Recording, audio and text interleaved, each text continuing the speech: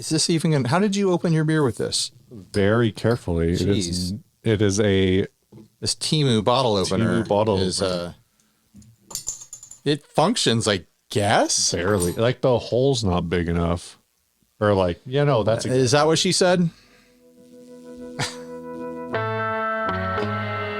You tell me.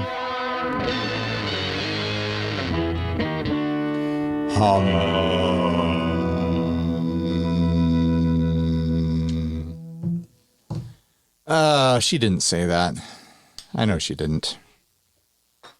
All right. Hey, everybody. I'm Ryan. And I'm Steve, and this is 60 Cycle Hum, the guitar buying, selling, trading, modding, fixing, breaking, reviewing, playing podcast.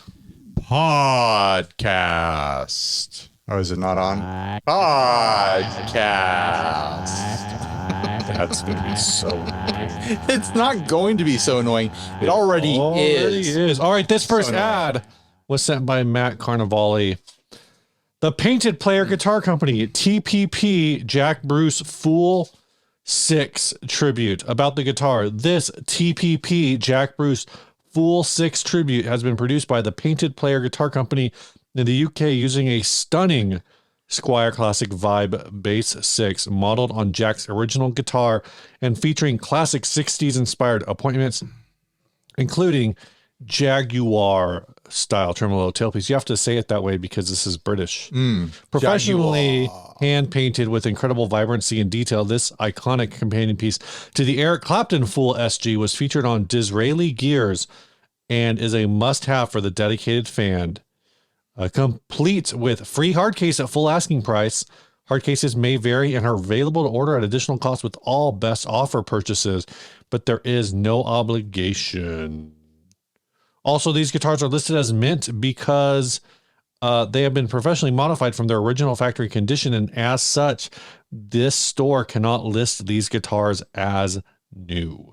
So this is a Squier Classic Vibe Bass 6 that has had art done to it. The art looks legit. Somebody arted it. Someone arted all over this guitar. Oh.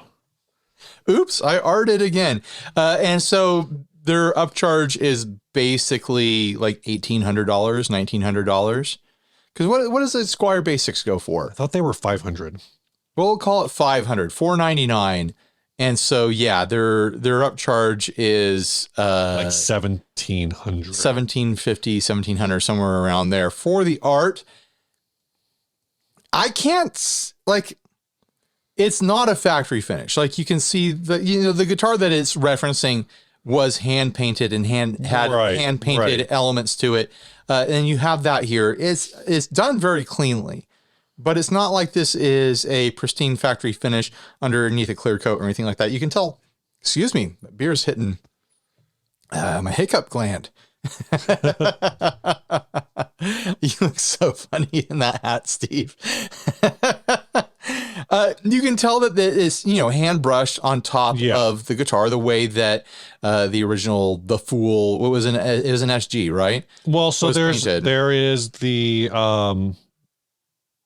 the Clapton, the Fool. This is the Jack Bruce. Right. So I don't know if it's necessarily like the original, like this guitar existed. Oh, so this was, they used a Bass 6 and it was painted this way? Okay. I thought it was just so actually like on Wikipedia for the Fool, it has a picture of both. I just Clapton's learned something. FG and this thing. You gotta, what you gotta do? Put it in the drive, Steve. Put it in the drive. Put it on. So is this a full reproduction of that? Like, I mean, kind of. Yeah, it looks like they're doing it. It looks like that's the thing. So yeah, you're paying for a reproduction. I mean, they didn't change the pickups to one of them being slanted backwards, but sure. But they're going for a visual reproduction as far as the art goes on the style of guitar. So there is that. I think it's done well. I think they did it well enough. The colors all look really great and vibrant. Mm-hmm. It's doing the thing. I honestly can't say that paint job isn't worth the money if that's, if you need to have that look in your life. If you need to complete the set, you've got the SG and you want to have the basics to go with it for your cream cover band. There you go. You really think 2200? If someone asked me, I'm not a painter, I'm a graphic designer. Right. But if someone asked me to graphic design all these graphics to be printed onto something, yeah, I'd charge that much or more. Because the man hours involved here, like it's such a niche thing. Like no one's going to be like, oh, I'm shopping for a base 6. This is the only one I can find, so I'm going to buy it. No, it's someone's shopping for this because they're looking for a reproduction for a certain look. Right. It's a very niche target audience for this. I think this is a rare moment where I'm like, yeah, I think the art is worth the price. That's what you're paying for, the art. I wish I could find like a good picture of this because of the original. I think the original, oh, that's not the original. That's not the original. There's a lot of tributes to this thing. Also, when the Painted Player had sold one of these in the past for £1,200. So why is it 2,200 now? Or is that the current conversion? Maybe that's the current conversion. Pounds to dollars. I just literally put pounds. 1,200. This should, why is this 2,200? This should only be like 16. I don't know, man. Maybe the price has gone down since this screenshot was taken. I don't know. At 6, it's weird. Like in my head, like I'm going to look at a picture of the original. 1,600 seems a lot more reasonable to me than 22. I mean, it's still a Squire under there. Yeah. The art does look different in a handful of notable ways. It's not a perfect recreation. In which ways, Ryan? Well, this shoreline here is in a different style. The clouds are in a different style. Mm-hmm. The colors in the sky are different. Like there's certain little things that my eye is picking up on, like, right. Oh, that color is not right. Oh, that line doesn't go the right way. But they caught the vibe of it. They really did. Yeah. They captured the vibe of what's going on here. And so it's not a perfect reproduction, but it's in the ballpark. It's in the ballpark. No one's going to look at it that close. And I think the labor involved to do this, yeah, I think is worth the price. Now, otherwise do it yourself, and you're not gonna. Unless you're good at painting, you're not gonna do it. Gibson reissued the SGs a while ago. Apparently there was one, the first thing that comes up is one that's on Reverb with a $5,400 buy it now. But then there's another one. Oh, that's an original one where somebody's asking for 35 grand, but that's for an actual 64. But yeah, Gibson has reissued these.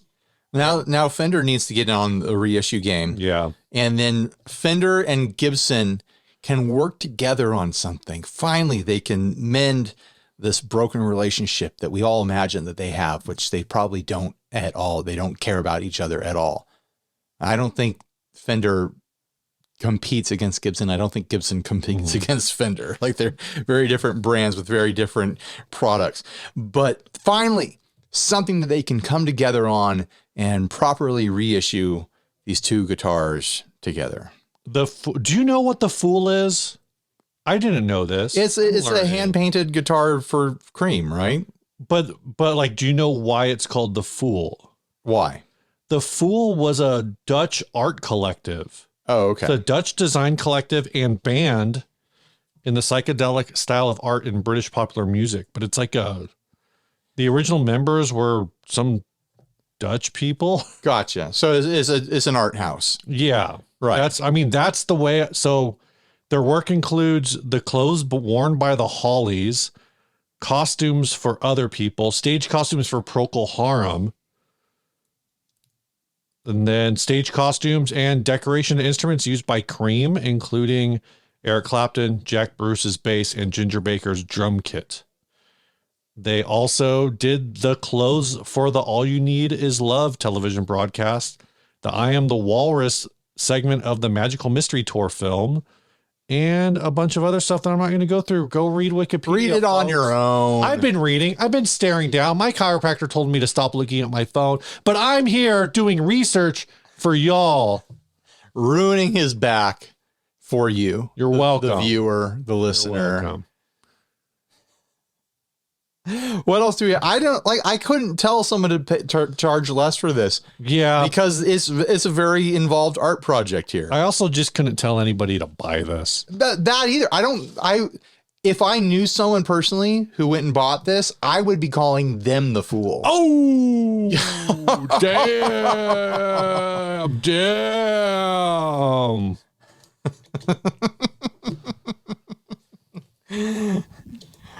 Burn! Whoa!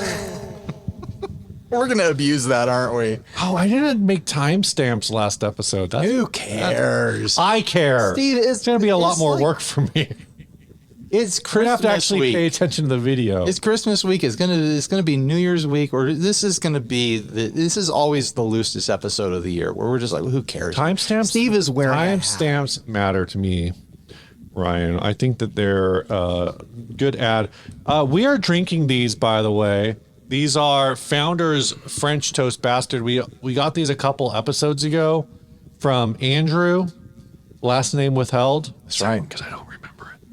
Thank you for the beer, but Andrew. these are delicious. Oh my gosh, French Toast Bastard from Founders. It's a dessert.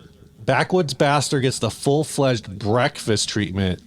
Our malty and rich bourbon barrel aged Scotch ale is introduced to the essence of smooth maple, warm cinnamon, and notes of sweet vanilla for an incredibly decadent brunch-inspired sipper. One taste, and you'd swear you were digging in your Sunday morning French toast. Breakfast for dinner, anyone? So sending us Pod Fuel, Pod Bev, is one way to support the show. Do you know another way to support the show, Ryan? With Patreon? So with Patreon, if you want to support this show financially and not beveragely.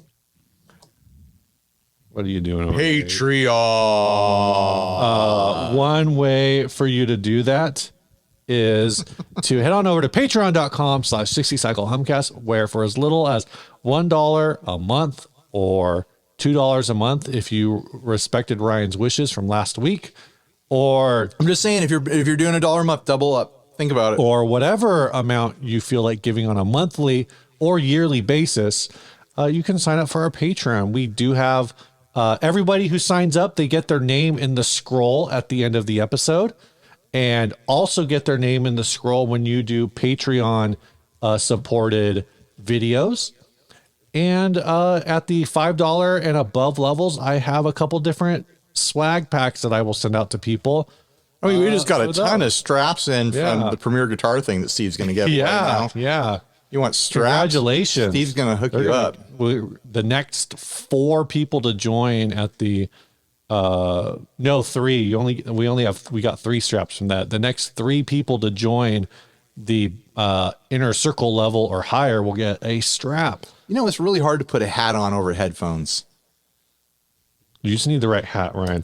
So head on over to patreon.com. Ryan, this episode is also brought to you by Stringjoy. That's right, Steve. I've got a pack of strings right here from Stringjoy. You're wearing a captain's hat, but Scott is the captain over at Stringjoy, and he wants you to know that these strings are made in Nashville, Tennessee, and they're just great. What's Blake's rank? Skipper?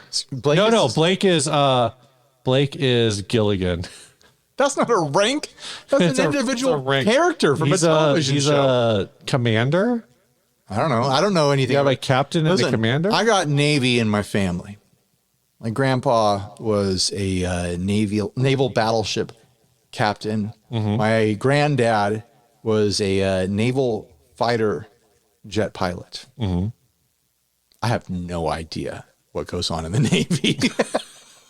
I don't know what any of those people, what their positions are called. If Scott is the captain of Stringjoy, then Blake would be probably like the XO. All right. The executive officer. I'll take your word for it. And Scott is the commanding officer. But maybe Scott is the commanding officer and Blake is like the 4th class petty officer, and all he does is swab the deck. He swabs that deck. Anyway, if you want to get a great set of strings, head on over to Stringjoy using the link down below in the description. And when you check out using code HUM, you get 10 percentage points off of your price. In a lot of states, that means you are not paying Well, you're still paying sales tax, but it's kind of like replacing your sales guard. tax. Yeah, yeah. So, and also, if you use our link, that's an affiliate link, and we might get a couple bucks if you buy strings. So there's always that nice little perk there. What next, Steve? This ad was sent by Robert McDowell. Oh my gosh! Called Man-Made. I teased this one on our Instagrams and TikToks a week and a half ago or so, because I showed it to my wife as I was looking at it. This is from Big Bob's Guitars in Middletown, Ohio. Here's a one-of-a-kind luthier-made unique piece from a well-known Dayton, Ohio luthier, Mark Kaiser. The time put into this custom-made guitar and all of the best materials make this an incredible find. Great book match top. Plays and sounds great with a cool one-of-a-kind look. Never played anywhere but home. Doesn't have strap buttons installed even. I will ship in a hard shell case in continental United States for a flat $85.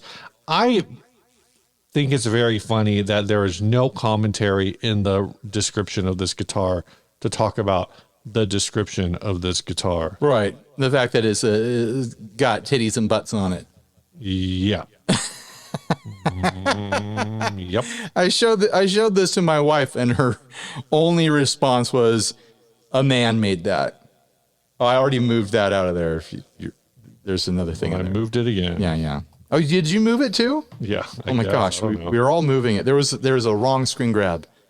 Oh my God! Did you look at the headstock? Yeah, I looked at the headstock, Steve. It gets worse. It's probably like one of the more functional shapes we've seen from a tits and ass guitar before.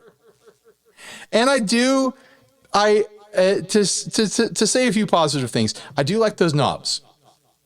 And I don't mean that that I like that they represent nipples, but like look at that. Like it's a that's interesting. It's a neat knob. I just thought they were like kind of standard Fender dome knobs. No, I wonder. I wonder if those are custom or if they got them somewhere. You think that if they were custom, they would have made them more nipply? Because they're just kind of. They're probably off of like some kind of like piece of equipment. They're not like a normal guitar part. Right. But there's a lot of knobs. Back when I was working in a lab, I started like whenever we would decommission. When he was working in the lab late one night. When we would decommission equipment, I would take all of the knobs off of them, and I just have like a bag full of knobs at home. Nice. I've never used for anything. I just have them. So. I want to see these knobs, Steve. Yeah. Are they good knobs? I don't know. They're knobs. Show me your knobs. So, how much do they want for this? I don't know. I don't care. $800. It's $1,000 price drop. Oh my gosh. This is That's not a good sign when you have to drop something $1,000. I don't know what to say about this. Say you're aroused. I'm definitely not. It doesn't feel like something arousing.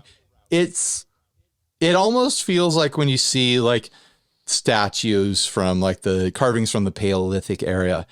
Am I going to be Paleolithic era? Paleolithic era, where it's like, oh, here's someone in a cave carved out a very motherly woman. Like it's got that motherly woman element to it, where it's like, I feel like this guy made this instead of going to therapy. Maybe. Oh my God. Like he had some mommy stuff to work through. But there's some like very odd, like this is clearly designed to be sexual.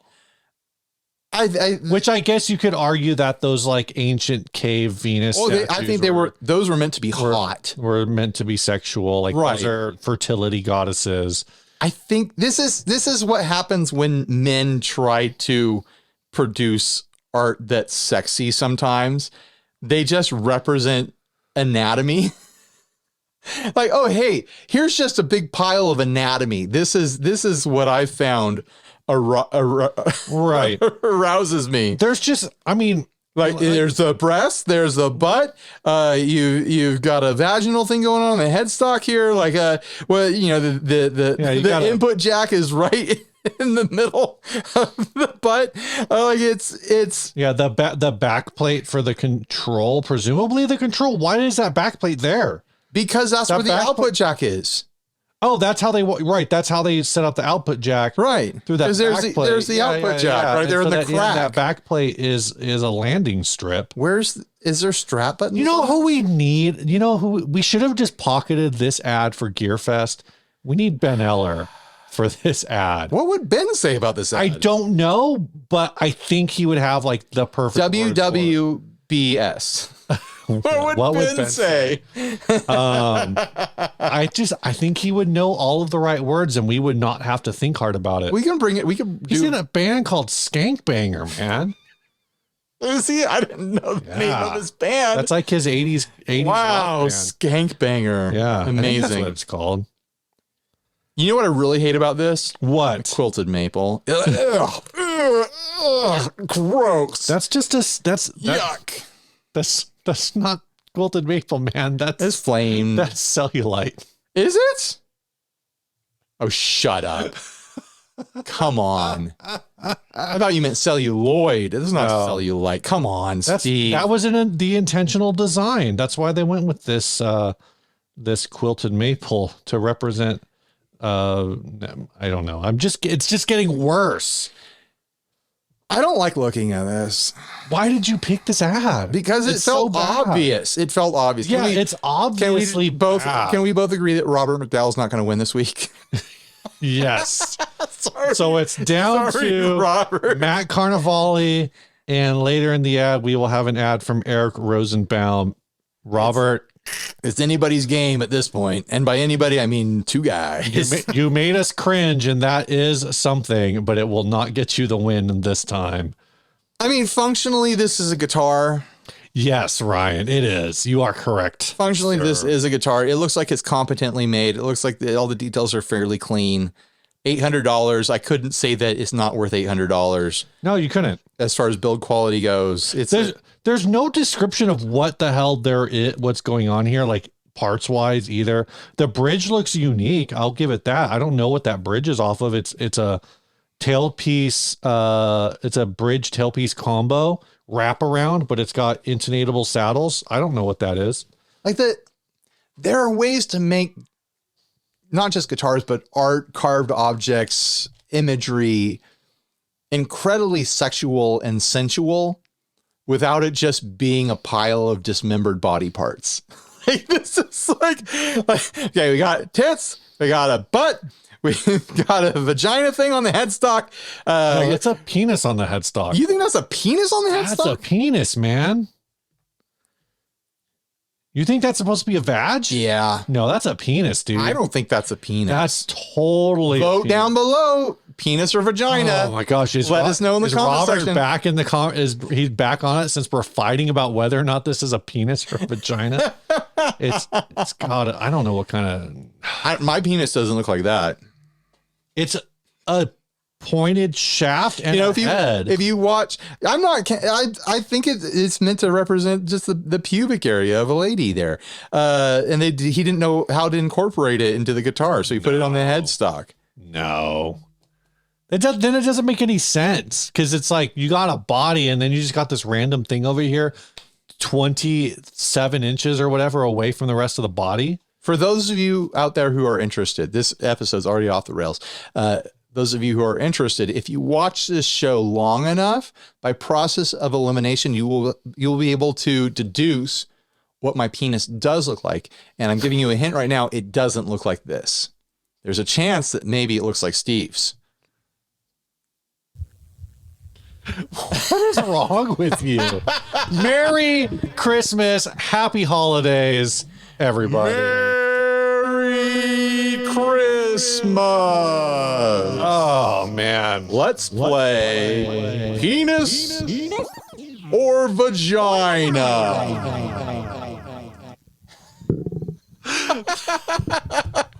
This is the episode that gets the entire channel deleted from YouTube.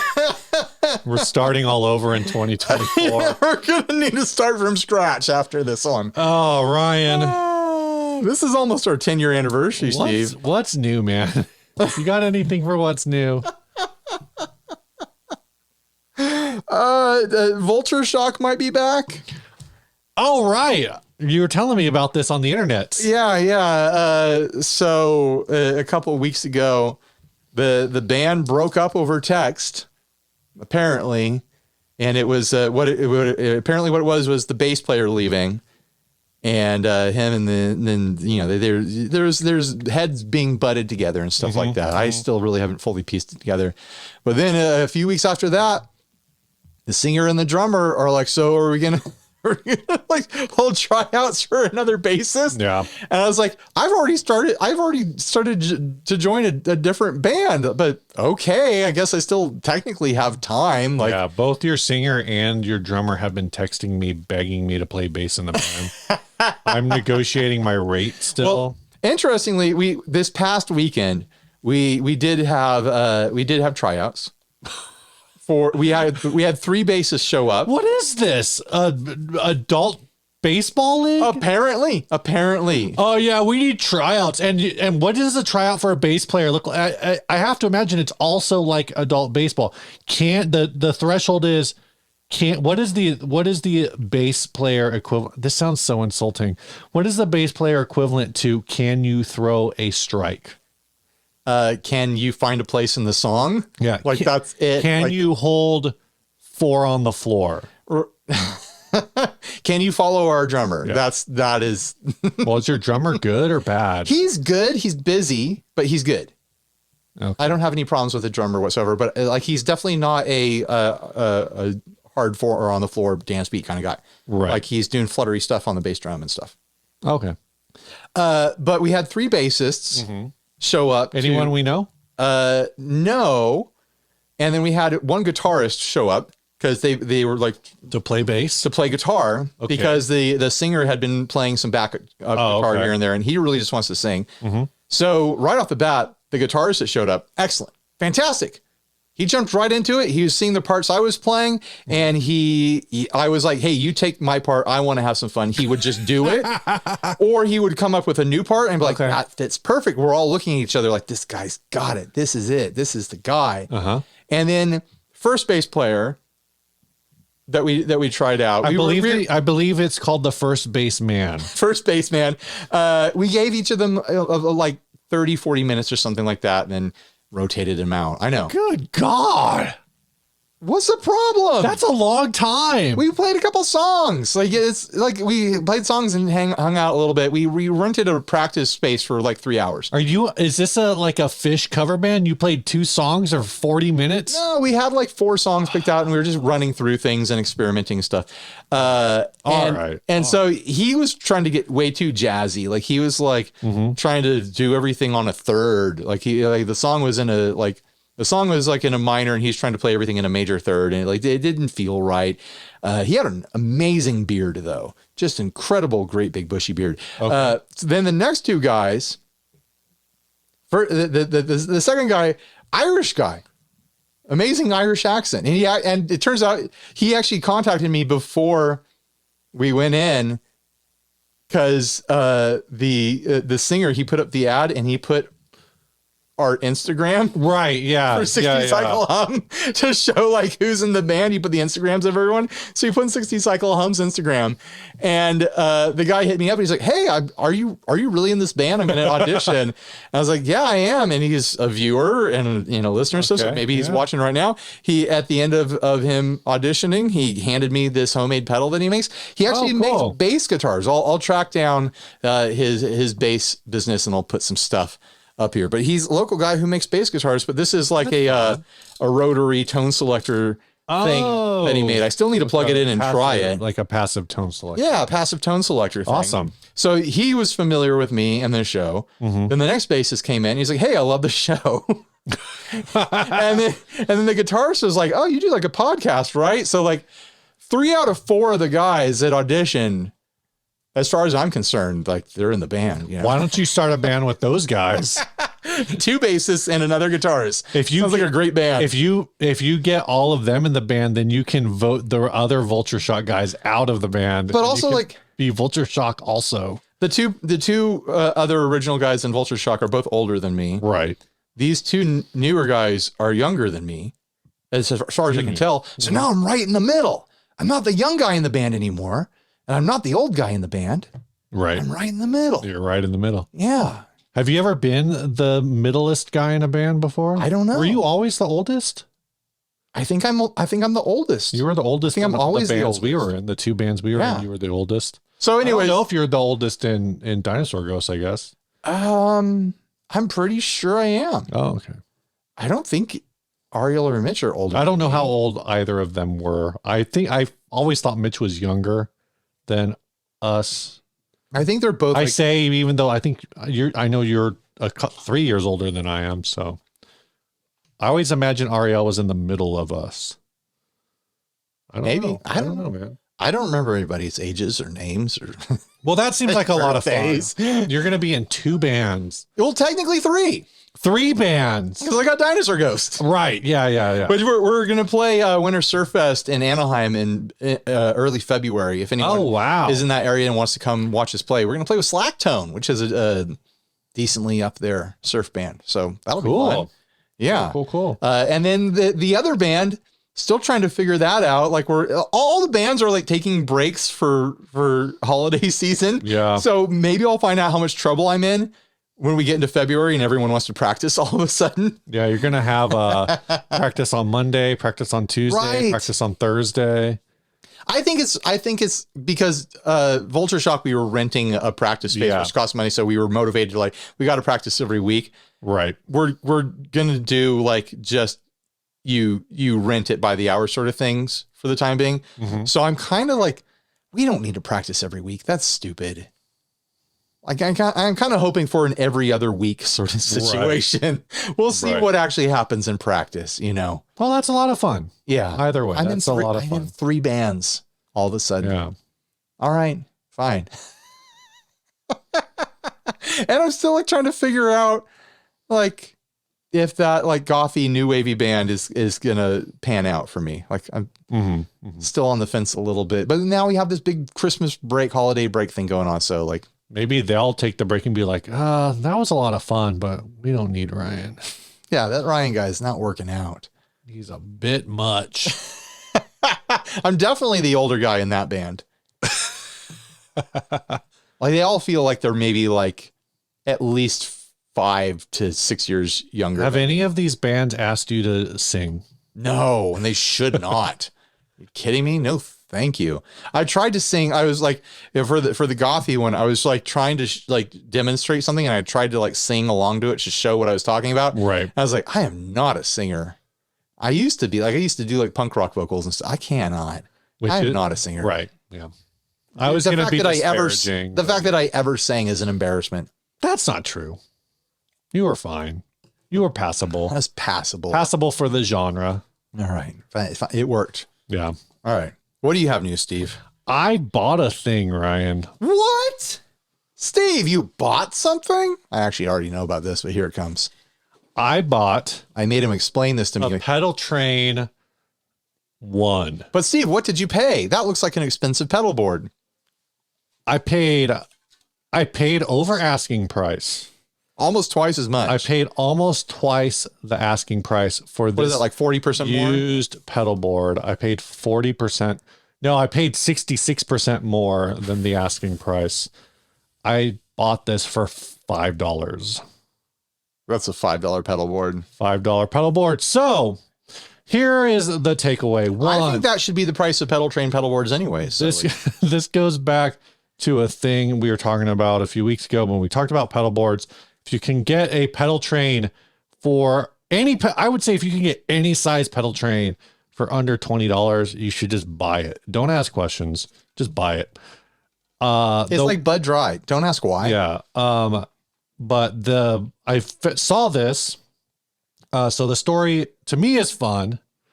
To other people might not be as fun, but I'm going to tell the story anyway. Let's see if you're better at storytelling than I am, because I was a mess. I went on, I think it was last Saturday. I went on a run. So I'm running around my neighborhood. I see some garage sales going. And I look over and I'm almost past the garage. Whenever I see garage sales, I just look to see if they have vinyl. Mm-hmm. But I'm running. So I'm trying to exercise. On the run. I'm trying to exercise, but I see this Pedaltrain and I was like, oh, hold on. So I stop and I go, I'm like out of breath. I'm like, hey, you got that pedal train down there? And the guy's like, oh yeah, the pedal thing. I was like, yeah. Do you have any other music gear? And they're like, no. And I was like, oh, well, like how much for the pedal train? And I'm thinking they're going to be like $30 or whatever. Like, and the lady comes over and she's like, $3. And I was like, $3? $3. That's a real garage sale. $3. And cause I had my headphones in, so I thought I misheard her. Right. She's like, $3. I was like, okay. I live down the street. I gotta like go back to my house. I'm clearly running. Did you run faster than you were previously? No, I did it normal because I was like already like pretty worn out at that point. So I went back like half an hour later. But I could only I only had a 5. So I went and I was like, I came back. They're like, oh, the pedal train. I was like, yeah. And I handed the guy $5 and I grabbed the pedal train and he's like, oh, let me get you change. And I was like, nah, it's cool. And then you ran away. I was like, this is no, I was in my car at that point. Oh, okay. I was like, this is a good deal. I tried to do the same thing at another garage sale where they had an RSA, which is like an 80s brand, carpeted. I think it was a 6-space rack unit. A rack unit? Like a rack unit. All right. You were going to buy a rack unit. Well, I wasn't going to buy a rack unit, but what I wanted to know is if there were any racks in the rack unit or if they had any rack gear also for sale. So I looked around and it basically if they had rack gear, I would have also bought the rack case and the rack gear possibly. But because they did not have any rack gear, I did not even inquire for the price. But that would have been more of like a flip situation. Right, totally. Like this is something where I'll just throw this on the floor of my room and now I can assemble bigger pedal boards than what I can on a PT Junior. Sure. So this is like super cool. $5. All I'm saying, $5, guys. All I'm saying is, all of the exercise I've been doing for the last like few months, it finally paid off. It has not paid off in terms of my physical health, but I did get a pedal board for $5. That's the story. Ryan. Now everyone's going to want to go out and check out garage sales and all those deals are going to get snatched up. Well, it's only going to work out for you if you run around your neighborhood. You have to run. It's like it has to be organic. You can't be looking for it. Run. Don't walk to your closest garage sale. Yeah. Score great deals on pedal boards. I mean, you can walk like if that's all you're capable of doing, like that's fine. Like do the exercise that meets your fitness level. If I wasn't freaked out about people finding out where I live and stalking me and stuff like that, I would do a garage sale of all the gear that I want to get rid of. Oh, that'd be wild. Yeah. Ryan. Yes, Steve. This episode is brought to you by Chase Bliss. That's right, Steve. Right now, I am modifying your voice with the Mood Mark II. That's right. I don't really know what's happening. That's why Ryan's turning the knobs. Whoa, that was cool. All I'm going to say is this is clearly a pedal that's more creative than I am.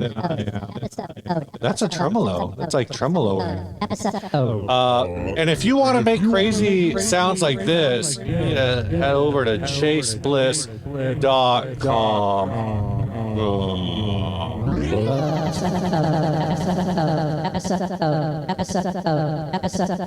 Thanks, Chase Bliss, for sponsoring our show and letting us do shenanigans like this with your pedals. I don't know why we never thought about doing this sooner. Also, I stole this idea from Blake at the Tone Mob. So thanks, Blake. Appreciate you.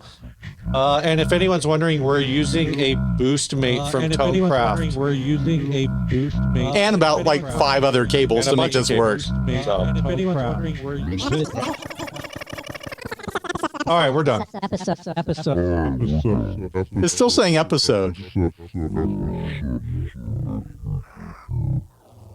It's because that was the initial sample was the episode. Right, that was fun. And everything else was just the delay. That was fun. Totally worth all the cables. I'm really glad we stole that idea from Blake. Thanks for coming up with that idea, Blake. It's a good one. Ryan, do you have a topic for this week? No, so we're just going to go through all the topic suggestions. Let's do it. This is the day after Christmas. Happy holidays. If you're listening, if you're there with us, welcome to the wildness. I hope you had a good weekend. We have 31 comments on my topic call out. All right, let's do this. Noah Barnett asked, do y'all have hollers in California, and why not? What's a holler? A holler is like a specific, so it's actually in the, someone asked what the holler is, and a holler is like a, I mean, you can. It is a small valley area between two peaks, usually has a creek running through where people live. It's an Appalachian term, not as big as a cove and not really big enough to be a real valley. So this is a problem, is like, we don't really have hollers here because everything we have is like way big. But I suppose like Rose Canyon is almost a holler. Except I bet we have. I bet you can find a holler around here. You probably do. The real problem is finding those like waterways. I think like we have canyons, and canyons are too big to be hollers. I think the real problem is that developers don't look at spaces like that because they want to plop down 200 homes at a time. So they're not looking at a little like ravine with a flat space in the middle to throw a couple homes. Yeah. We just leave those spaces to be like canyon spaces, like natural areas and stuff. But I've never heard of anything around here being called a holler. Let's see. Geography, holler meaning. This, it says the word cove describes those narrower creek valleys that in other parts of the Appalachians, often in western North Carolina, are called hollows or hollers. But the thing is again, like that's also a problem because we think of coves as like tiny bays. Like on the West Coast. Yeah, when you say cove, I'm thinking it's in the ocean. Yeah. But I'm trying to think if we have anything particular around here where I would be like, oh, that would be a holler if it was in the I think if you go around through like the older areas of La Jolla, probably areas of like San Marcos and El Cajon, I bet you can find some things that resemble hollers. Yeah. You know what? There are offshoots. I bet there's hollers up in like Alpine. Here's what I would say is there's offshoots of San Clemente Canyon that are like fingers of the San Clemente Canyon going into Claremont that you could probably make arguments for them being hollers. Okay. They're just very like small. They're just finger canyons, but they have a lot of them have a water feature. Sure. At least when it rains, they have a water feature. You could probably make that argument. Brad Sullivan says, how rock and roll is not rock and roll without horns. That's called ska. Rock and roll with horns is called ska? That's just ska. Is Chicago a ska band? Yeah. Okay. My favorite ska song is 25 or 6 to 4. When I was a teenager and I was telling my dad about ska because he hadn't heard about it, he was like, you mean like Chicago? Yeah. I'm like, no, Dad, not like Chicago. Yeah, I remember listening to Chicago and thinking like, wait, is this ska? Is this like proto ska? Chicago is prototype ska. The people who love ska are like getting the dude. I was like a kid. I didn't know. I just it was rock music with horns. They're getting the pitchforks because they're like, ska is actually from the 60s and Chicago's from blah blah blah. Like we know. Yeah, we're talking about third wave. All right. Not fourth wave. Taylor Swift, it's her birthday, says Haley Smith. Oh, that's what's going on. My sister is in the other room watching her. Wait, is it really? Today's Taylor Swift's birthday? Today's her birthday, apparently. Happy birthday, Taylor Swift. How did we not know this? Happy birthday, Taylor Swift. Happy birthday, Taylor Swift. Happy birthday. Happy birthday, Taylor Swift. Taylor Swift.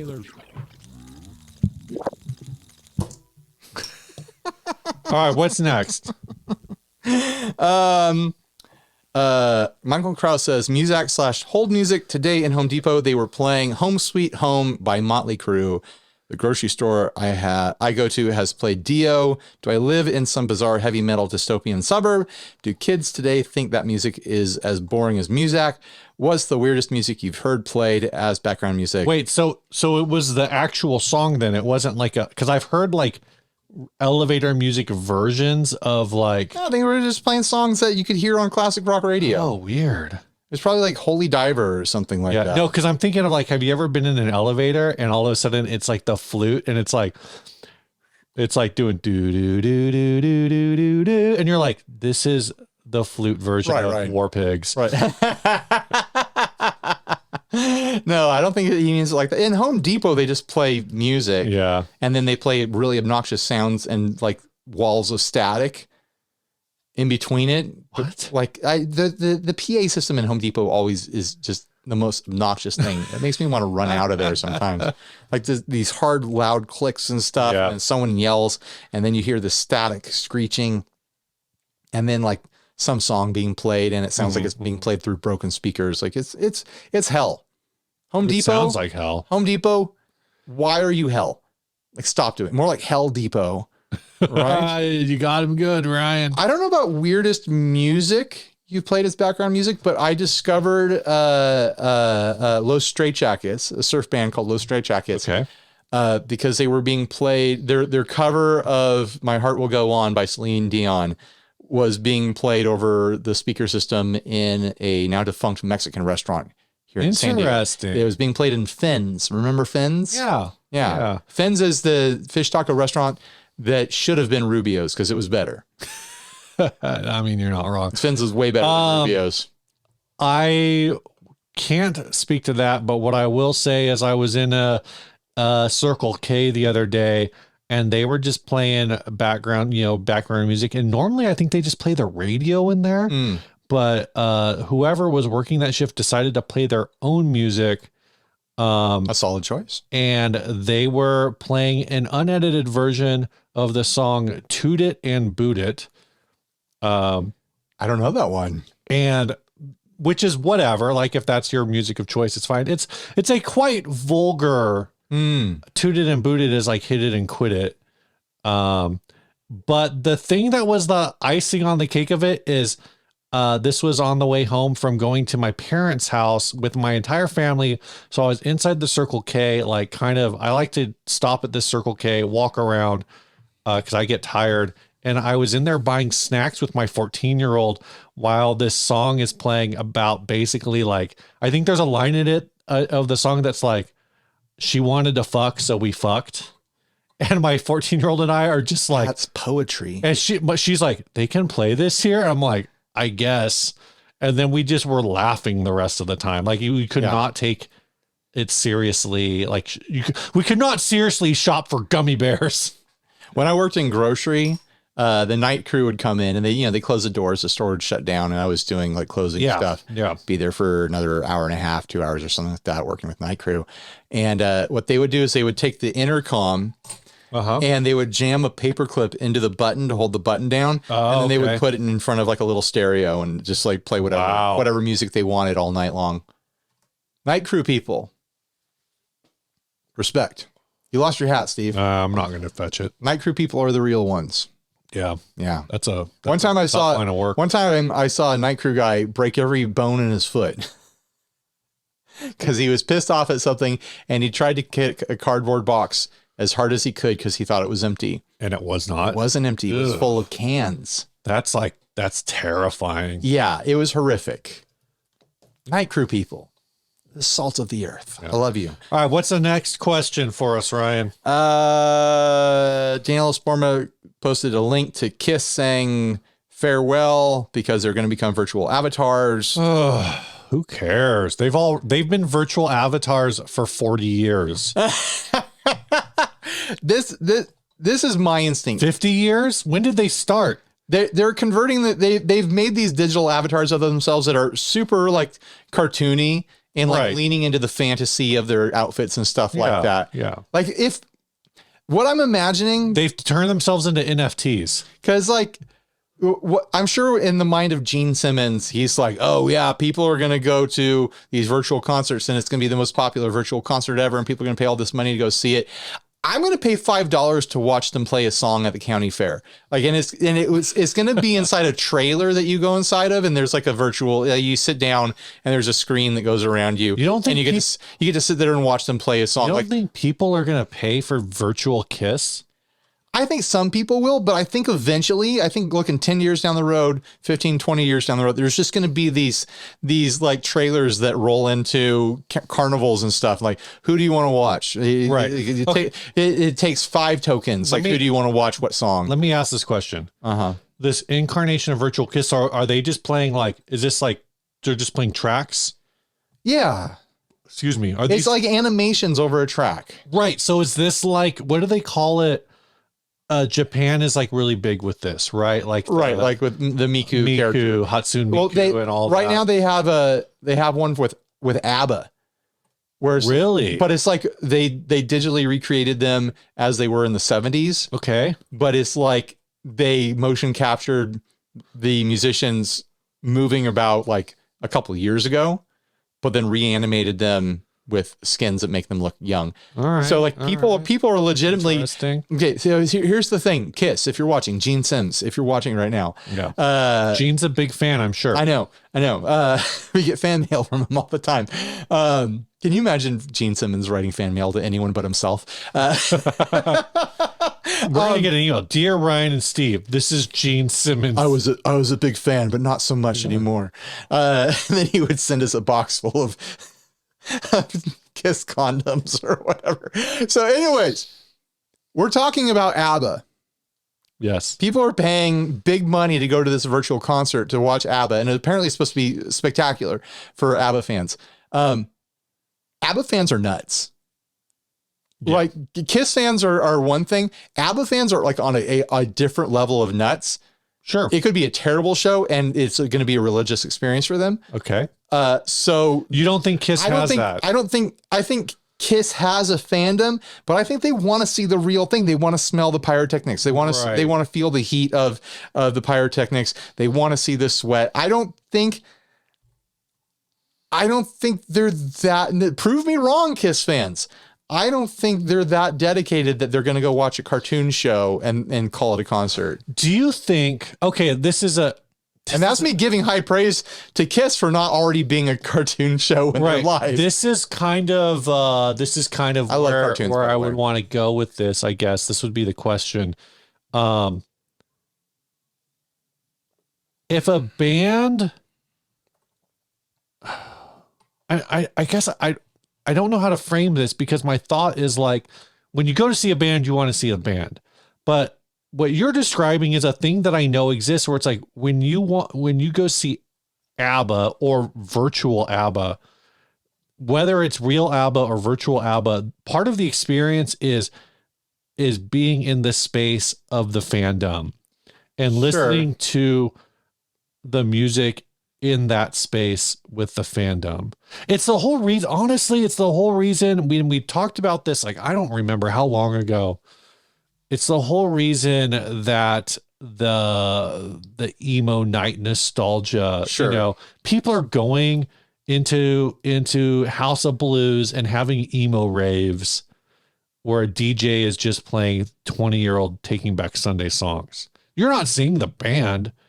You're seeing like the lead singer of Boy Sets Fire favorite 12 emo songs from 20 years ago. It's weird. I don't get it. But so where I'm going with this is like for ABBA, I think the experience of being in that space with other ABBA fans is a palpable, describable being thing. there with other fans. Sure. I don't. And I think what you're saying is that Kiss fans, you don't think they want to experience the physical presence of the band more than they want to experience the spiritual connection of the fandom. You know what this sort of thing would be great for? What? As like the in-between show of like a festival while they're striking the stage and setting something else up behind the screens that have virtual characters. So it's like, oh, now a performance from Virtual Kiss. And you get like 4 songs, 20 minutes while they're striking the stage and bringing new stuff out, you know? Some of this, like when you first read it, I was thinking like, did you just describe Gorillaz? But Gorillaz are an actual band. They perform while they're doing their thing. Yeah. They just have, like, they project the avatars. No, this is just going to be recordings. Yeah. It's not going to, there's not going to be performers there doing the thing. I don't like it, but I mean, I guess get your bag, Gene. I saw the videos of it, and like, It looks like very highly polished, high-tech bowling transition animations. Oh no. No, it's like, but I don't mean that in like the style of it. Like it looks like really well animated. Oh, okay. But it's like, I feel like that's how I would feel watching it. Right. I'd be like, this is a bowling animation of this song where like, yeah, like there's the characters of the band members, but they're being full cartoons. They're flying around. Gene has demon wings, you know, like it's a cartoon show.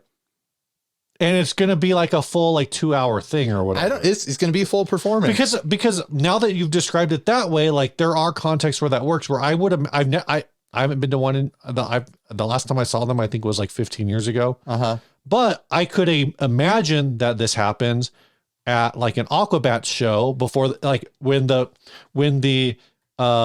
opening act is off the stage and they've packed up and they've loaded all the Aquabats gear on, that before the Aquabats all run out on stage, they play like a 5-minute Aquabats like, intro sort of thing. Yeah. The animated Aquabats show as an intro song to the band. And then the band runs out and they're like, so it's like watching like a light, like Bozo the Clown. You watch the cartoon intro or whatever, and then Bozo runs out kind of thing. Right. You know, everyone our age is familiar with Bozo the Clown. All the Midwestern folks are just flipping out right now that I know who Bozo the Clown is.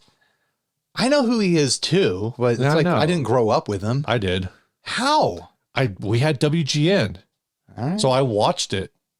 I was like, what is this? Another thing where like a difference like that is a class divide in like our generation. Yeah, I had like whether you grew up with cable or you grew up with antenna. Yeah, you know?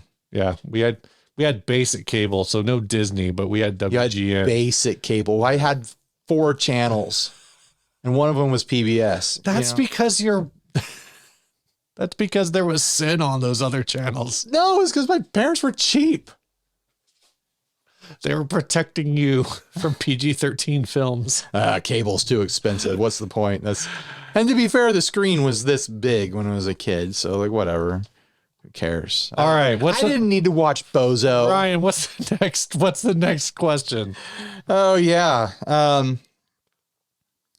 Do we even deserve to live stream? Obviously not, because that's not what we're doing right now. We're not live streaming. That was a question from Sean McCartney. Seth Stewart asked, I'd like to hear you guys talk about the difference between amp classes.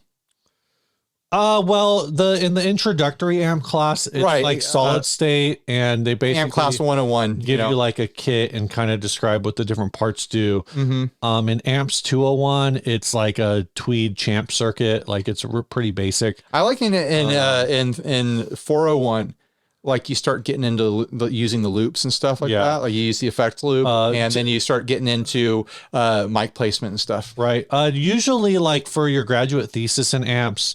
A lot of people like to do a hand-wired, like triple rectifier kind of a deal. Right, yeah. It's like really big and dumb, but that's not what I did. To do it hand-wired is pretty impressive. Like I didn't want to steal anyone's thunder when they did it, but remember when the Guitar Nerds did like just an array of the little battery Marshall amps?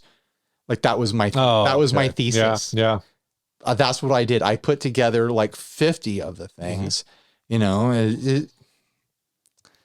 I don't know if they heard about it or if they just, you know, like kind of like convergent evolution. We came up with the similar concept, you know, so sometimes people come up with the same solutions to the same problem, you know, everybody has the same dream at the same time in different parts of the world. Exactly. It's actually an interesting question that I think both of us said that we're not qualified to talk about.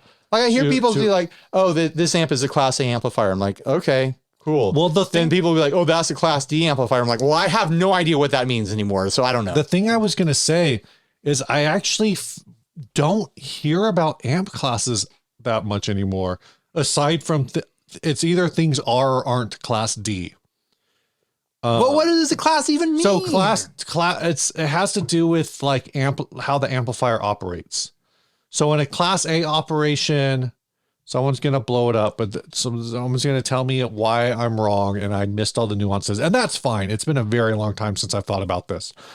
But a Class A amplifier is something like a Vox amp where basically all of the tubes are pushing in the same direction. Okay. So you have like class A, everything's hot all the time in the same direction. That's kind of the way to do it. And some people say, and it produces a very I can't wait to read people's like I know. 6-paragraph comments on this one. And so it creates like one certain type of harmonic that's supposedly the Vox magic. Yeah, crystal lattices. A class A B amp is, and you have one set of tubes that are quote push tubes and one set of tubes that are pull tubes. So basically you have one set of tubes that is like sending out the signal in one phase and another set that's in a different phase, something like that. And that's why like on a lot of amps, you can pull a set of tubes, because you can pull, like if you have a 4-tube amp, right, you can pull like a pair out and reduce the wattage by half. All right. Because the remaining 2 tubes will be matched and you can go. So that's AB. I'm beyond lost at this. So like that's like a classic Fender amp. Okay. Is it class AB? Class C? I don't know what that is. I've never heard of class C. I don't know if it exists. Let's skip straight to D. And class D is all of your like super lightweight switch mode amplifier. So all of these amps that came out in the last like 20 years, so Crate Power Block is like the one of the classic class D amps. Mm-hmm. A lot of your Quilter stuff, maybe all of your Quilter stuff, I'm not sure. A lot of your bass amps that are like 400 watts but still weigh like 30 pounds are all class D amps. Interestingly, you've got down below the table a Boss Katana. I don't think the Katanas, I think those are class AB amps. I think they still use like a discrete power section. They don't use the class D power section. So some people say that's why the Katanas punch above their weight in terms of tone. But I don't know. So those are the classes, pros and cons. I mean, just play with your ears, play with.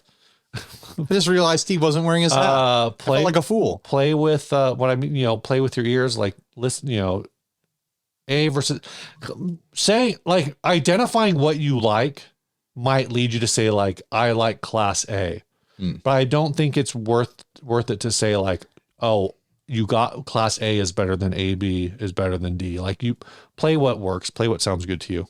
That's all I can say about that. Joe Braga asks, what effect pedal came out of nowhere and surprised you this year? This year? Surprised me. It's hard to surprise us anymore.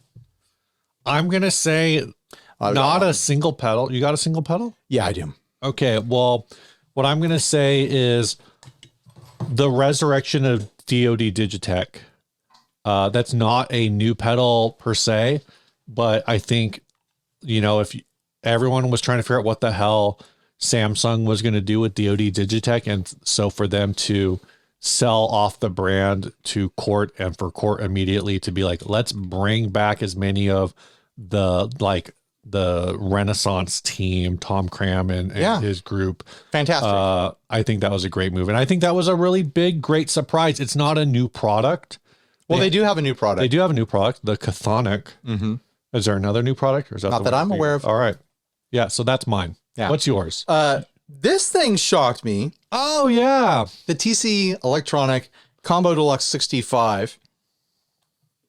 Yeah, it does the amp thing. It does the Fender Deluxe sound amp thing here. What surprised me is that this is a $150 pedal. Right. Killer reverb. Mm-hmm. Excellent spring reverb sound in here. Is using a convolution reverb. We need to see more of that. The thing that's a bummer about this is you can't just use the reverb. You have to use the amp part of it on at the same time. TC Electronic, just take the reverb out of this and give me a 3-knob pedal with 1-foot switch. And I'll be and make it $150 if you want. And it's just the reverb out of this. Make it $150. That's what I'm saying. Make it the same price. I won't care. Give me a 3-knob reverb. That's this reverb, this convolution reverb. Mm-hmm. Mix, dwell, tone, those 3 controls. And you got yourself a killer surf reverb in here. Just put it in one pedal, 3 knobs, please. And this convolution thing. I don't understand what that term means. What's the other thing I have that has a convolution reverb in it? The Fender, the Tone Master. The Tone Master has a convolution reverb in it. Yeah, it's the same. It sounds fantastic. I want to see convolution reverbs, whatever that technology means, whatever that means.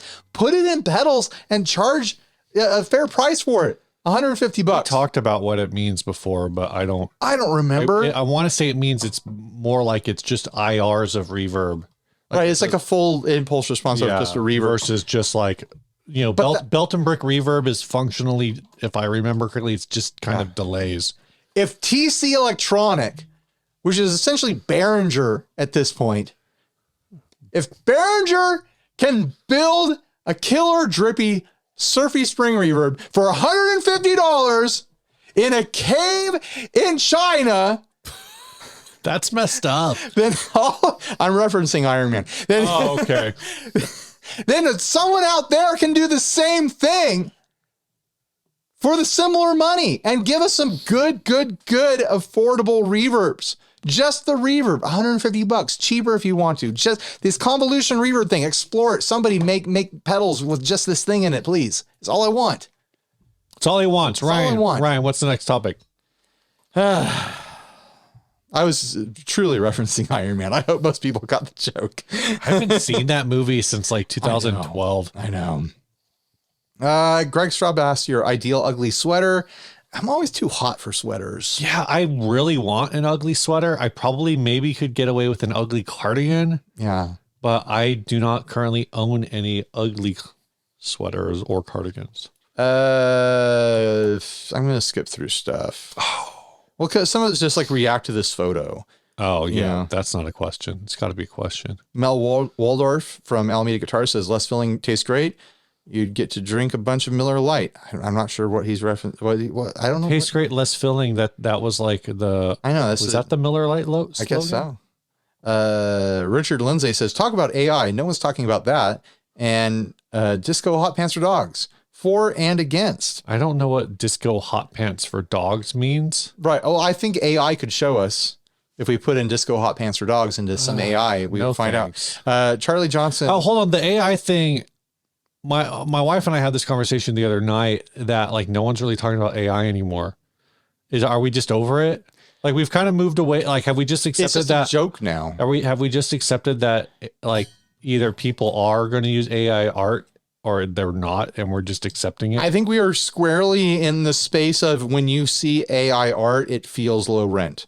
If you can spot it, it's like, that's low rent. Gotcha. Yeah. All right. They cheated.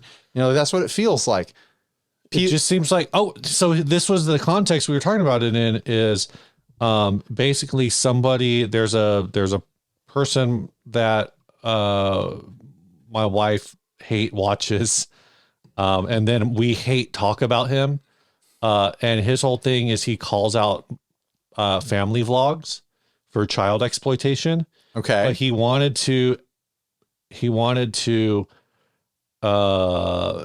showcase his own child's musical talents on his channel.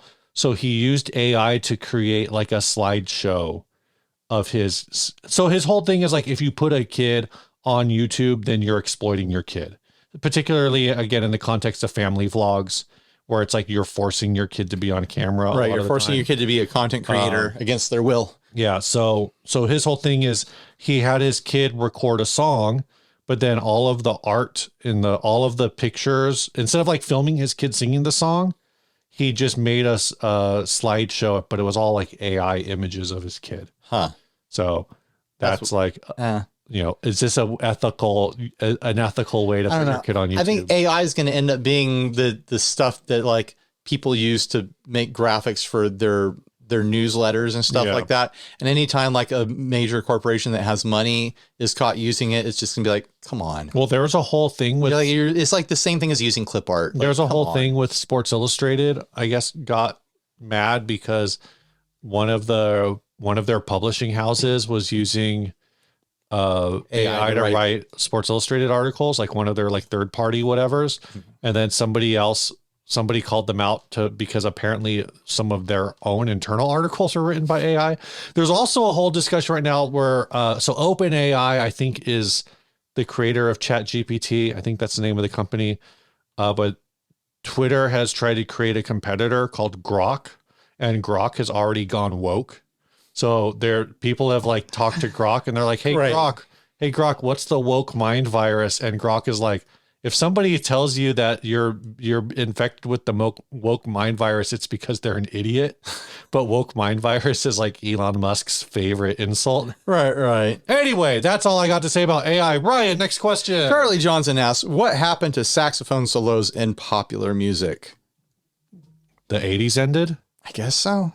Has there One of my fondest television memories is seeing Alf play the saxophone in the intro to the Alf show. I guess Bill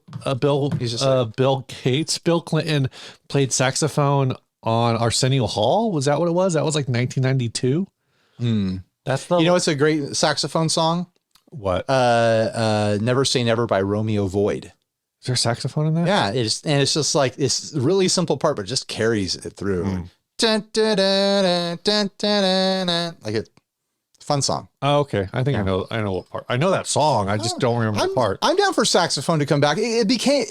Saxophone is amazing.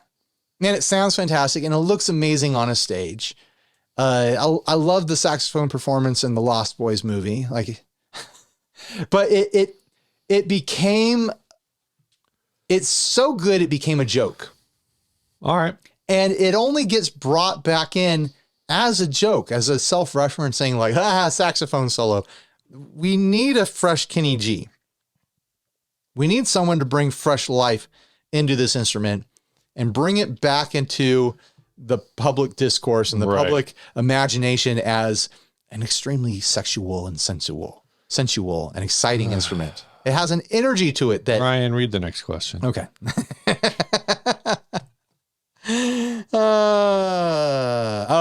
This could have been an actual topic. Yeah. Justice Gash asks, I know you've covered it a few times, but the split about bands, you have time, but no money when you're young. Early in a family life, you have no time or money. Later, you have some time and money, but are tired. How to band as aging players. I feel like we covered this in our What's New portion today. I know, right? Well, what I've discovered in recent years, and the thing that changed is one, it's helpful that I am self-employed. Right. So it's there's some buffer in my life that allows me to have some free time. Mm-hmm. But the thing that's really changed that allowed me to start doing band stuff again is my kids they're going to bed now. They have bedtimes. They're sleeping through the night. They're not doing the wake up in the middle of the night, freak out all night sort of thing anymore. Right. We have very few nights like that anymore. When you hit that point where it's like, oh, the kids are going to be in bed at 8. What am I going to do after 8? I could go do band practice. I could go play a show. Hitting that point, opened up that part of my life again, But yeah, when you're young, remember just how much we would scrap and count pennies to do anything. Oh yeah. It's can we get 50 CDs made? How much does that cost? Oh man. It's so weird to think about that now. And I don't know how much of that is technological advancement. No, we were broke. No, I know that. And that's definitely an aspect of it. I was talking to my kid in the car this morning, actually, about this, that you can get so I got these stickers from a thing I went to, a company, a vendor thing. And one of them is a holographic sticker.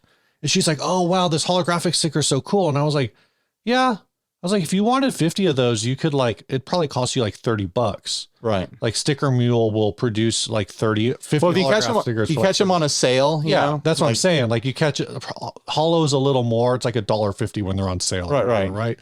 So 75 cents when they're on sale. So, and I don't, if that stuff existed when we were in a band, I didn't know about it. The idea that it did, but the order numbers were higher, I think. Way bigger, yeah. But not that much big. No, literally, what we remember is because we didn't have any money. That's fair. We didn't have any money. If something came up and it was $100, oh, you want to print 20 CDs, that'll be $100. We'd be like, how are we going to swing $100? All that stuff costs money, and we just didn't have any of it. My whole paycheck was going into put gas in my tank so I could get to band practice. Right.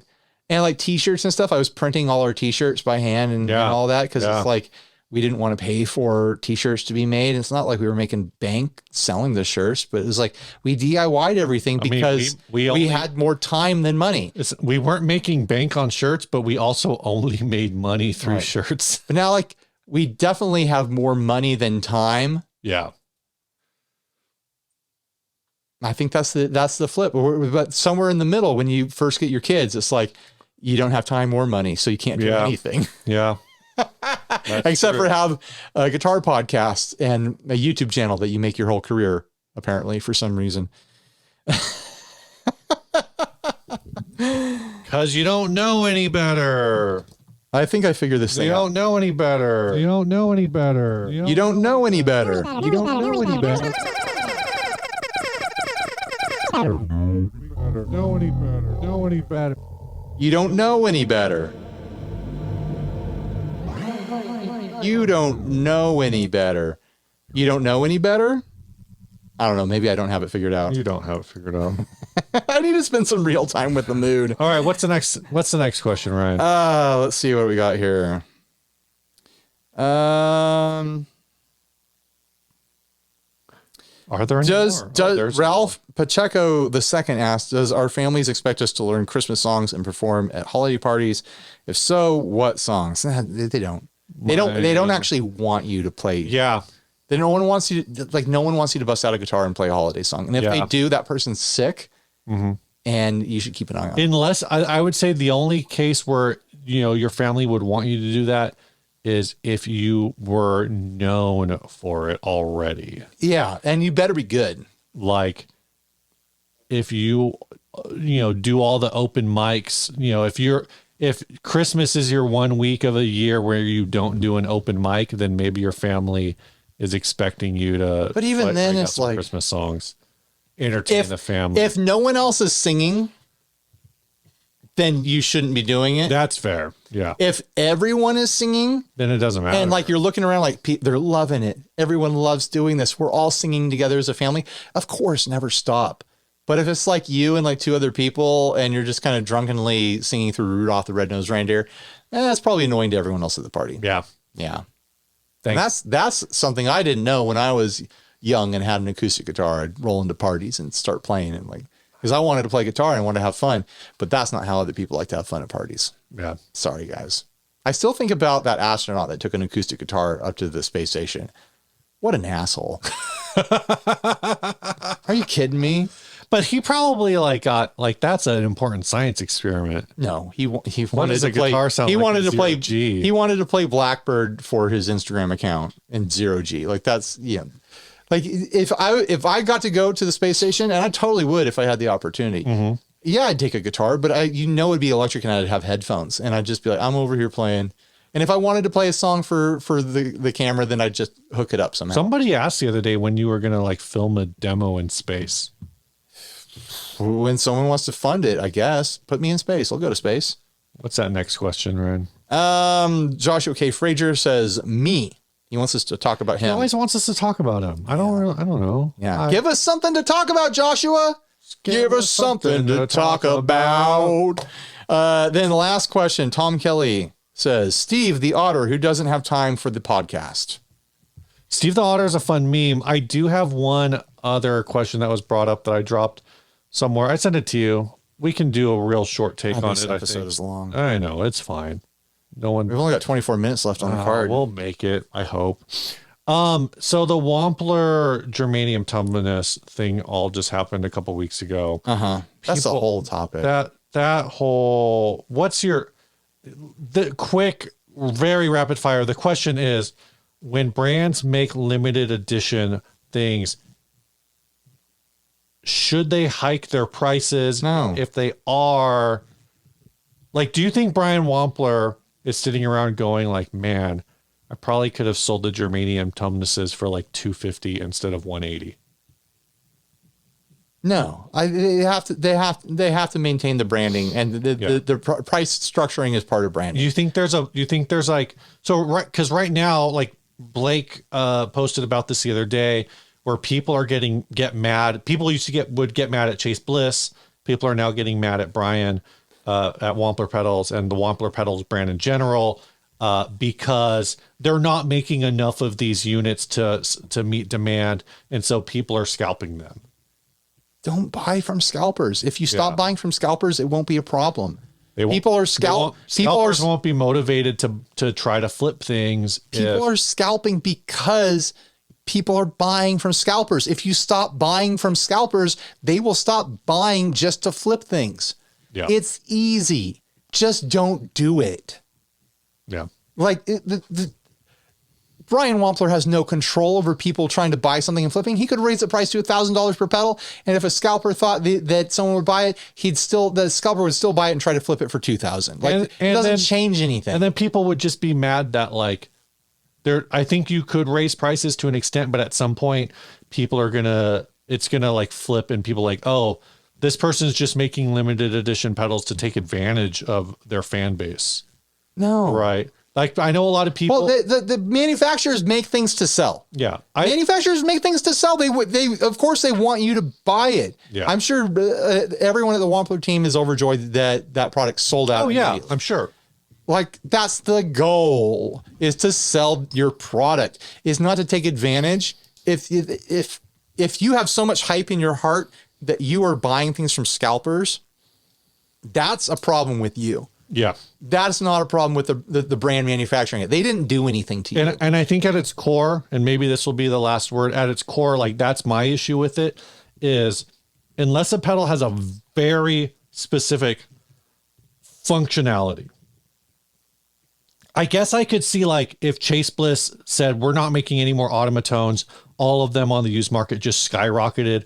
And you were like, well, I was saving up and I thought I would eventually buy one day. I could see being like frustrated. One needs and kind of like, hold on, and kind of like emotionally frustrated. Well, I missed my chance. Frustrated, like that. But when Wampler or again, like the Nauticlon kind of had this, or a lot of these other things, like even like people freak out about the limited edition Chase Bliss. Now the Chase Bliss stuff maybe is more unique, but a lot of this stuff, it's like, it's just silly to me. And even in the case of like something like the Automatone that's genuinely unique, or some of the other Chase Bliss limiteds, people act like whether or not they own this pedal was the thing that was going to catapult them into superstardom. You were probably, like me, a mediocre at best musician, and whether or not you own your dream pedal, you will still be, like me, a mediocre at best musician. No pedal's going to make you a star. You know what's going to make you a star? Nepotism. Get on it. like stop sitting around being lazy. Have a rich relative. It's that easy. Just do it. And I don't mean to be dismissive that way, but I think when people, it's fine to be bummed about not buying the cool thing. Right. Be bummed for like a week. Be annoyed that it's being scalped.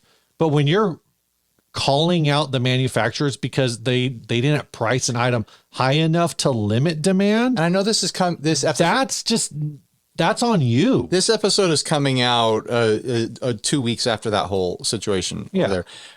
The stuff that I was seeing pop up on the Wampler Facebook group was embarrassing. Like, there was a whole bunch of posts I saw popping up with people trashing on JHS for the Nauticlon. Mm-hmm. Like, oh, suck it, JHS. Now we've got this. It's so much like, grow up. Like that, the fandom that I saw going on the Wampler page were people being upset about the selling out, and then also being so aggressive towards other brands, JHS included. Really, really immature. Like I'm sure a lot of you were just trying to have fun or whatever, but some of you seem to like be taking it really seriously. And I was embarrassed to be part of the Guitar Gear online community when I saw some of these posts, because it was not cool. So anyways, enjoy your germanium tumnuses, guys. If you got one, don't buy anything from scalpers. Starve them out. They'll eventually sell them because they don't actually want them. They'll eventually sell them at normal prices if you don't buy them. And also there's a germanium tumnus deluxe coming out soon. If you wanted to know about that, like I do, maybe you should get on the Wampler mailing list. Womp it up over there. We got 18 minutes left on the card. All right. Can we do this ad in the song? Was sent by Eric Rosenblum about this listing. This is a custom-made mini Strat named Cerberus. The body and the neck is from an early Squire model. The tailpiece and the bridge is custom-made. It has a single DiMarzio HA2 noiseless pickup and a blendable. You gonna make it, Steve? Piezo pickup underneath the tail. It's the enchilada, man. For some extra shine. This guitar has incredible sustain and plays great. Comes with gig bag. That is the back of a Squire. All right. That is the neck of a Squire. Okay. I bet this is that is a tailpiece. All right. That's like a Bigsby tailpiece. That's like that surface mount Bigsby tailpiece. Is that what's going on there? Yeah. Okay. It's like a Sorkin bridge. I don't Bigsby know. Sorkin bridge. If you say so, I'll take your word for it. I put one of those on the Epiphone SL. It's like a trapeze thing. Right. At its core. I'm wondering, this is a whole vibe. This is a whole look. Yeah, there's a lot going on here. I saw the pick guard is like a representation of a manhole cover. Mm-hmm. I love that. I think it looks really cool. You love this. Interesting. I don't know if that is something they had printed for this guitar or if that is like a found piece of material that they were like, this will make an excellent pick guard. Either way, I think it's cool. I think this is a cool look. I don't know that they've got they got two different knobs on here. They have another piece for the control plate. I don't know. For $250 local pickup, this listing has ended, it says. So I don't think it's sold, but for $250, it's probably too high considering the make of the original parts. But I don't know. Yeah. I think there's some fun details here. I like looking at it. I think this is like a 90s Squire. So this is totally. It's like an Affinity or a Bullet or something like that. It was probably a hardtail. Oh, if it was a hardtail, then it was probably a Bullet. Yeah, it is a hardtail. I see that now. Aesthetically, I think this is I think this is maybe interesting at 175. This is a guitar that I could see a Ninja Turtle playing. Sure. Like it's themed just right. Like you think Ninja Turtles guitar, you think there's going to be Ninja Turtles on it. No, a Ninja Turtle is not going to play a guitar that has a Ninja Turtle on it. They're going to play a sewer themed guitar, and this is it. Dude, look at this bridge. Well, I know about the bridge. That is bizarre. It's not. It's like they took a tailpiece and then slotted it. It does look handmade, but. At first, I thought it was that prototype that they now use on the custom shop Fender Jazzmaster bridges. No. It looks like it. You might be right. They might have taken. I think they took a chunk of metal and they ground it down to be their own bridge. But it kind of fits in with the overall vibe. It does. It's a rowdy street guitar, and I appreciate it. I just watched Into the Spider-Verse, Across the Spider-Verse. Yeah, what'd you think? And I feel like this is like hedging in on that spider punk territory. I liked it. I think both the movies are great. I had the ending spoilered ahead of time, but despite you waited like 9 months to watch it. Despite having the ending spoilered, like I was waiting for it and I was still surprised when. But it's not even the ending; it's they're turning it into. I'm saying the ending of that movie. Okay, all right. All right, man. Adventurers Club. The topic went so long. I know that. Did anyone even watch this whole thing? If you made it to the end, congratulations. Tell us in the comments. Manhole. I think it's. You think it's mini manhole? I don't know. We got man-made. We got the Fool. We said man-made was out. Is man-made back? Man-made is out. So it's either the Fool, or manhole. Congratulations, Eric. Manhole. Last one. I'm picking it because I'm glad we're done. I'm ready to rest. Oh my gosh, that's mean, but that's not mean. I don't think Eric's won yet. So congratulations, Eric. If you want to win, send in ads to 60 Cycle Humcast at 60 Cycle Humcast at gmail.com. Screenshots are appreciated because sometimes the listings expire before we see them. So please take screenshots of your ads, connect them to the emails, and go from there. This I don't want to deal with the download. Let's see if I can get this. Here we go. This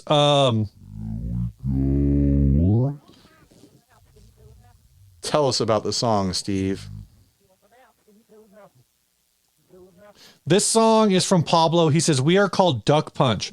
We are from Mexico, Querétaro. I don't know. Duck Punch. Love the show. Thanks." The song is called Monotonia.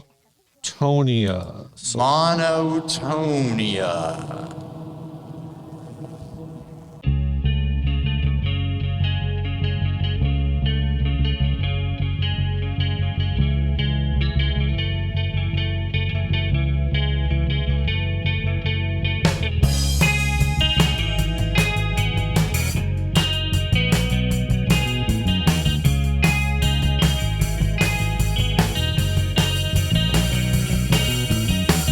Hace días que odio a la gente, siento un vacío hacia mí. Estoy muerto, estoy ausente, mis ojos solo están ahí. Es un grito, pero al revés y maldito. Estar solo está mal visto. Yo pensaba que era un mito, me sonrío y me despisto.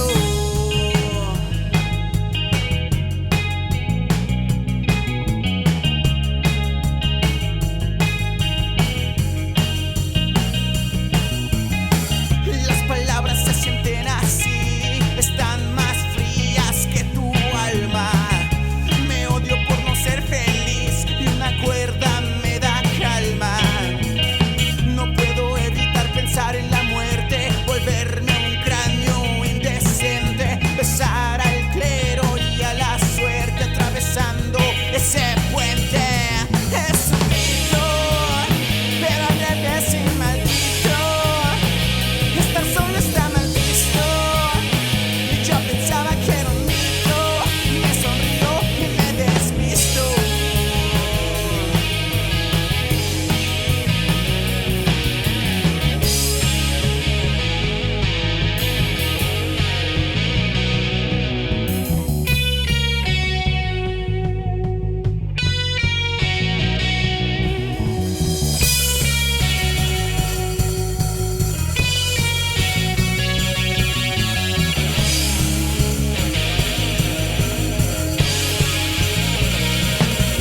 Es un grito, pero al revés y maldito. Estar solo está mal visto. Yo pensaba que era un mito. Me sonrío y me despisto.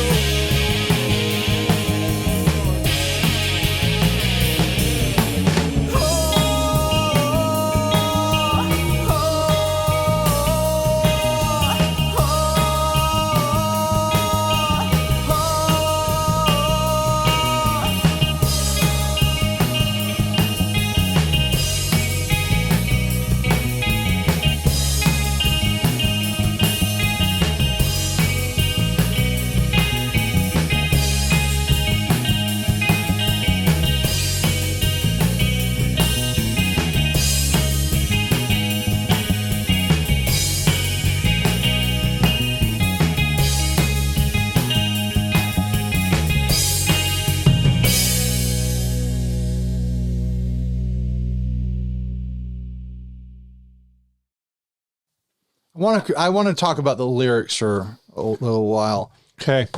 I didn't understand any of them. I loved it. Yeah, that was fun. I always, I think one of the more humbling things about this show is the fact that there's people outside. Really, that anybody listens to it, but it's also like Seriously. that, living in a space where I can read a little bit of Spanish, but I can't speak it. And living in a country where being bilingual is unless you were English first language, being bilingual is kind of like frowned upon in some ways. Unfortunately, in a lot of ways, I think this is really cool, and I really appreciate this song coming in. And I learned that Querétaro, which I'm probably butchering, is a city in Mexico, and it's also the name of a state in Mexico, or a province or whatever they have. Yeah. I love listening to music that is in a language that I don't know, because it's like an instrumental to me. When that song first started, I wanted to make the joke, Ryan, it's your new wave goth band. They've kicked you out and sent in this song. I really like that. I like that vibe, that whole kind of Cure-ish sound. Like, sometimes though, like I get this a lot when I'm like watching a movie or a show and there's the closed captions on, and the closed captions will start saying like start showing the lyrical content of background music. And you're just like, oh my gosh, that song's so stupid, isn't it? Like this lyrics are so stupid. Listen in another language. There's nothing to critique there. It's just like, you just listen to the music. It's just pure music. I have no idea if those lyrics were good or bad. I bet they were excellent, but it sounded good to me. So I liked it. All right. Thanks for sending it in, and stay grounded. Bye everybody. Happy Merry holiday time. Solstice.